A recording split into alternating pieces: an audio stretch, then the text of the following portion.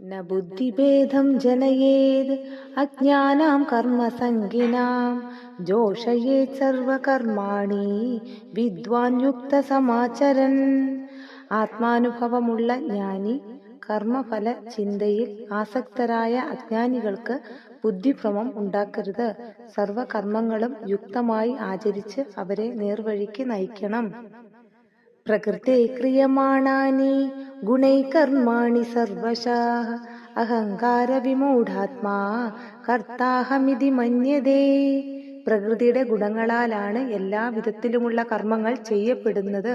അഹങ്കാരം മൂലം വിവേകം നശിച്ചവർ താനാണ് കർമ്മം ചെയ്യുന്നത് എന്ന് കരുതുന്നു.